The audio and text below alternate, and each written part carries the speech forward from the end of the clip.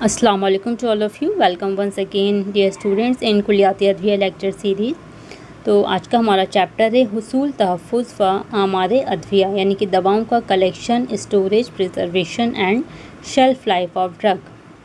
तो इसमें हमारा पहला पार्ट आता है कलेक्शन ऑफ ड्रग, दवा को कब हासिल करना चाहिए।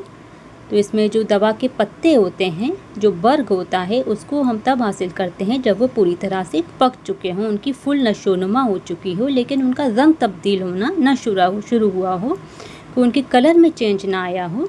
तो इस टाइम पर हम उसको कलेक्ट करके उसको सुखा लेते हैं। और जब भी हम पत्तों को सुखाते हैं तो हमें इस बात का ध्यान रखना है कि उन पत्तों को हमें धूप में नहीं सुखाना होता है, बल्कि उन्हें शेड में, सायादार जगह में उसको ड्राई करके उसको किसी ऐसी जगह पे स्टोर करते हैं जहाँ पर नमी ना हो। वो आगे हम स्टोरेज के पॉइंट में पढ़ लेंगे। अब बात आती है फ्लावर की। फूलों को कब कलेक्ट करना चाहिए? फूलों को उस वक्त हासिल करना चाहिए जब फूल पूरी तरह से खिल चुका हो। फूल के मुरझाने और ज़मीन पर गिरने से पहले उसको कलेक्ट कर लेना चाहिए। नेक्स्ट आता है फ्रूट एंड सीड्स, फल और तुख्म। जब फल अच्छी तरह से पक चुका हो उस वक्त उसको कलेक्ट करें, लेकिन इसमें कुछ एक्सेप्शन है। कुछ चीज़ें ऐसी हैं, कुछ दवाएं जिसमें जो फूल होता है उसको पूरी तरह खिलने से पहले ही उसको हासिल कर लेते हैं, जैसे बबूल की फलियां या काली मिर्च। इसमें ये जो फल हैं इनके पूरी तरह से पकने से पहले ही इसको हासिल कर लिया जाता है। अब बात आती है बार्क की, छालों की। छालों को कब हमें कलेक्ट करना चाहिए? जब बरसात आने वाली हो या फिर आई हुई हो। बरसात के मौसम में इसको कलेक्ट करते हैं। इससे क्या होता है, बरसात की नमी की वजह से, पानी की नमी की वजह से छालों का हटाना, तने के ऊपर जो पोर्शन होता है उसी को छाल कहते हैं, उसको हटाना ईजी हो जाता है थोड़ा। नेक्स्ट पार्ट आता है इसका, नेक्स्ट है जड़, बीक, रूट। ये सर्दियों के मौसम जब शुरू होने वाला हो उस मौसम में ही हमें इसको, जड़ को हासिल कर लेना चाहिए। और इस बात का ध्यान रखना चाहिए कि जिस पौधे की जड़ हम हासिल कर रहे हैं उस पर फूल ना आए हैं उस टाइम पर। जब उसके फूल आने का सीज़न स्टार्ट हो उससे पहले ही हमें जड़ को हासिल कर लेना है, वरना अगर फूल आ गए उस पौधे पर तो फिर जड़ की इफादियत कम हो जाती है। गम या गोंद, समक, गोंद। तो इसमें क्या होता है, इन दरख्तों के गोंद को हमें उस वक्त हासिल करना चाहिए जब उनके फूल गिरने लगे हों। जब किसी पौधे का हमें गम हासिल करना है तो हमें देखना है उस पौधे पे फूल आ गए हैं अच्छी तरह से और वो मुरझाने लगे हैं, गिरने लगे हैं, तब हमें गोंद को उसको हासिल कर लेना चाहिए। गोंद को हासिल करने का बेहतर वक्त सुबह का होता है। सुबह सुबह हम हासिल कर लें। बेहतर होता है कि जो तुलुए आफ्ताब है उससे पहले ही हासिल कर लिया जाए या फिर उसके थोड़ी देर के बाद हमें हासिल करना चाहिए गोंद को।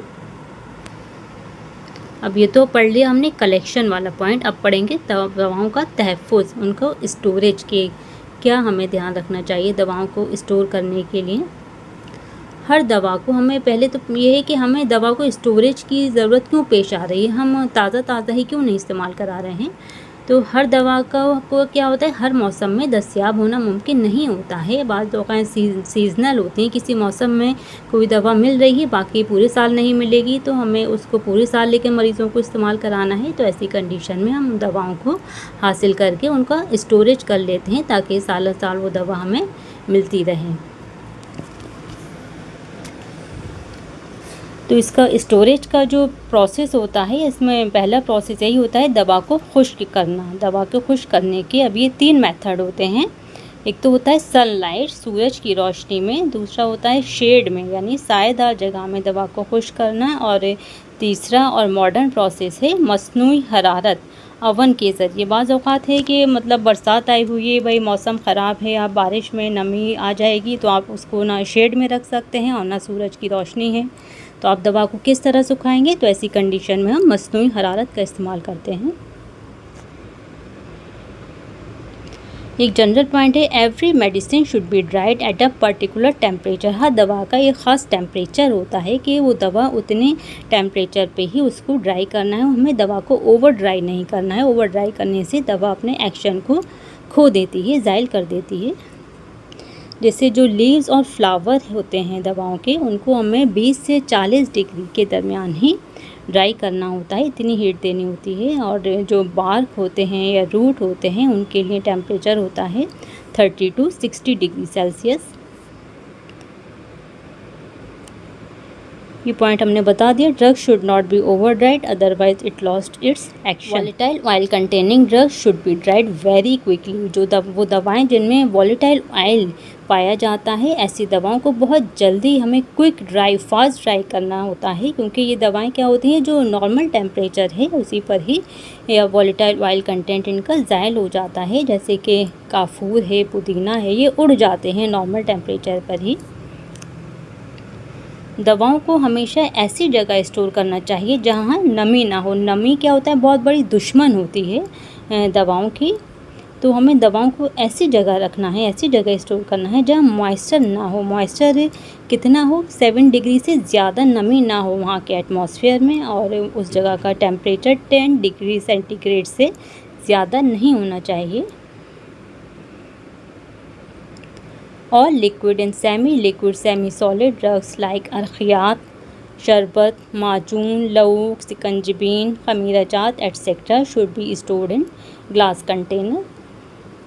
यानी जितनी भी लिक्विड दवाएं हैं हमारे यहाँ, चाहे और वो सेमी सॉलिड या सेमी लिक्विड हैं, ऐसी दवाओं को जिनमें मतलब मायत पाई जाती है, जिनमें पानी की क्वांटिटी है, तो उन्हें कोशिश करनी है हमें कि उन्हें हम शीशे के मर्तबान में ही रखें, धात या मेटल के बर्तनों में, जबकि वो कलईदार ना हो। दवा को हरगिज़ ना रखें। एक तो धात के बर्तन में हमें वैसे भी दवा को रखने से अवॉइड करना है, और अगर उनमें कलई नहीं हो रही है तब तो हमें दवा को हरगिज़ नहीं रखना है ऐसे बर्तन में।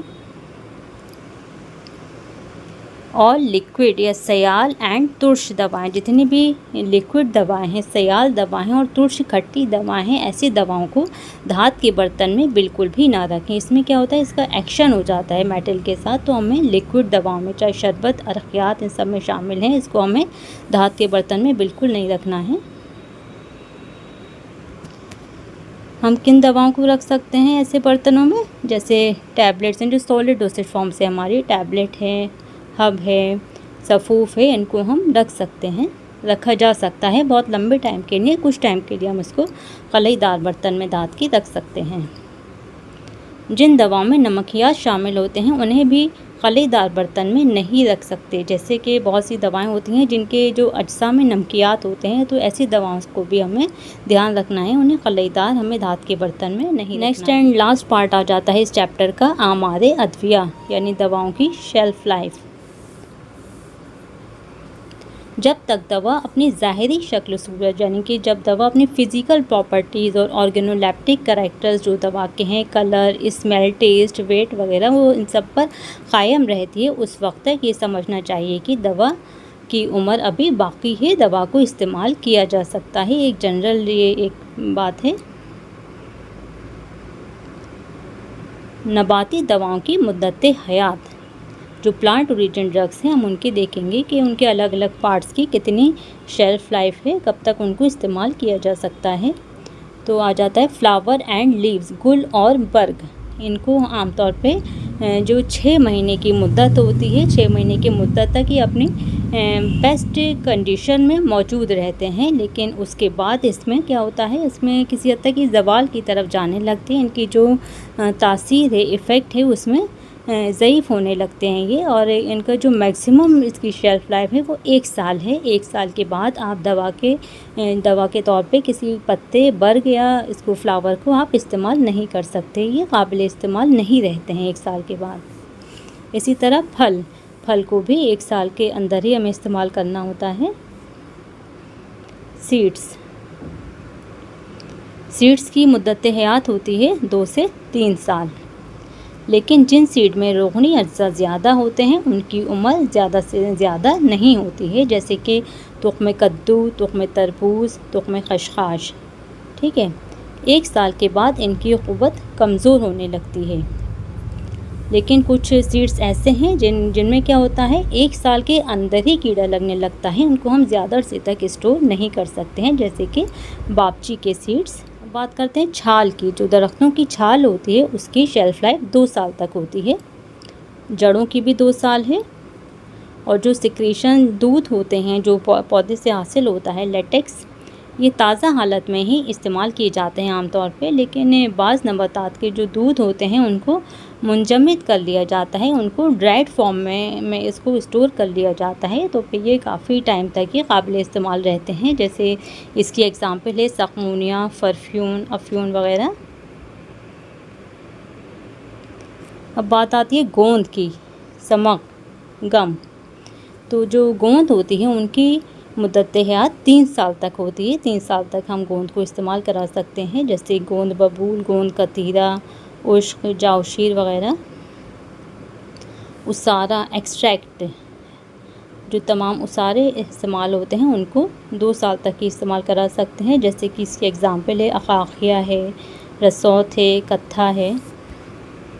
रोगन, ऑयल, जो बारिद रोगनियात होते हैं उनकी मुद्दत हयात कम होती है, जैसे कि बारिद रोगनियात की मिसाल है रोगन काहू, रोगन कद्दू, रोगन खशखाश।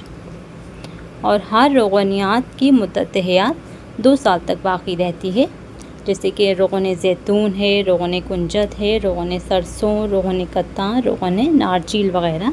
रोगन बलसा की मुद्दत हयात, लेकिन इसमें एक्सेप्शन ये रोगन बलसा है। रोगन बलसा की मुद्दत हयात बहुत ज़्यादा है, ये नहीं बताई है अतिब्बा ने कितनी ज़्यादा है, लेकिन ये बताया गया है कि रोगन बलसा की मुद्दत हयात बहुत ज़्यादा है, हो सकता है 10 साल हो, 15 साल हो। हैवानी दवाओं की मुद्दत हयात, जैसे कि चर्बियों को अगर हम सही से स्टोर करें इसे तो 1 साल तक काबिल इस्तेमाल रहती हैं। पित्ता, गॉल ब्लैडर 2 साल तक। जो पनीर माया इस्तेमाल होता है उसको 1 साल तक स्टोर किया जा सकता है। मुश्क, अंबर, जुनबेदस्तर, ये जो खुशबूदार दवाएं हैं इनमें जब तक इनकी स्मेल खुशबू बाकी रहती है तब तक ये काबिल इस्तेमाल रहती हैं। अब बात करते हैं मादनी दवाओं की मुद्दत हयात। तो मादनी दवाओं में पत्थर आ जाते हैं, हजरियात, जैसे याकूत, हीरा, अकीर। इनकी शेल्फ़ लाइफ बहुत ज़्यादा होती है, एक तरह से समझ लीजिए कि इंसान से ज़्यादा ही है इनकी उम्र। फ़िलज़ात में तमाम धातें आ जाती हैं। मेटल्स, जो धातें आबो हवा से मुतासिर होती हैं उनकी मुद्दत हयात कम होती है, जैसे कि लोहा है। लोहा एक टाइम के बाद ख़राब हो जाता है, जंग आने लगता है, लेकिन सिर्फ ऐसी धात सोना ही है जो बिल्कुल आबो हवा से, एटमॉस्फेयर से मुतासिर नहीं होता है। इसीलिए जो सोने को, गोल्ड को कहा जाता है कि ये धातों में सबसे ज़्यादा अफजल और अशरफ इसको माना जाता है। इसकी वजह यही है कि ये एटमॉस्फेयर से मुतासिर होकर ख़राब नहीं होता है। फिटकरी, रूपामुखी, सोनामुखी, मुर्दार संग, इनकी मुद्दत हयात भी बहुत ज़्यादा है। कितनी ज़्यादा है ये एग्जैक्टली नहीं बताया गया है। सिंदूर और सफ़ेदा की मुद्दत हयात 5 से 6 साल है। जंगार की 2 साल, हीरा कसीस की 1 साल। 1 साल के अंदर ही ये नाकाबिल इस्तेमाल हो जाता है, फिर ये इसकी बहुत ज़्यादा नहीं होती है मुद्दत हयात। अब बात करते हैं गिल यानी कि मिट्टियाँ। तो इसकी मिट्टियों की एग्ज़ाम्पल में आ जाता है गेरू, मुल्तानी मिट्टी है, गिले अरमनी वग़ैरह। ये कई सालों तक इनकी तासीर कायम रहती है, मगर जो हजरियात हैं, पत्थर हैं, उनके मुकाबले में ये इनकी जो मुद्दत हयात है वो कम होती है। हजरियात को आमतौर पर खरल करके रखा जाता है, और अगर इनको बिना खरल किए रखने से इनकी जो तासीर और क़ुव्वत होती है ये कमज़ोर हो जाती है। मादनियात, धात, पत्थर, जो कुश्ता हैं, मादनियात हैं, इनको क्या करते हैं हम, कुश्ता बना कर रखने से इनकी जो तासीर होती है, जो क़ुव्वत होती है वो बढ़ जाती है। तो आमतौर पर जितने भी पत्थर हैं, जैसे संग सरमाही है ना, और जितने भी पत्थर हैं, हजरुल यहूद है और फौलाद है, ये सब जो मिनरल्स हैं और ये जो पत्थर है इनको कुश्ता बनाया जाता है, जैसे कुश्ते फौलाद, कुश्ते हजरुल यहूद है। तो ये कुश्ता बनाने से दवा की तासीर भी बढ़ जाती है और ये दवा काफ़ी लंबे टाइम के लिए स्टोर कर सकते हैं, उसको इस्तेमाल करा सकते हैं, शेल्फ़ लाइफ बहुत बढ़ जाती है। ओके स्टूडेंट, तो ये था हमारा लास्ट चैप्टर। इंशाल्लाह फिर आप हमें सजेस्ट कीजिए आप कौन सा सब्जेक्ट पढ़ना चाहेंगे, हम लोग उसके लिए फिर एक सीरीज़ स्टार्ट करते हैं। ओके, अल्लाह।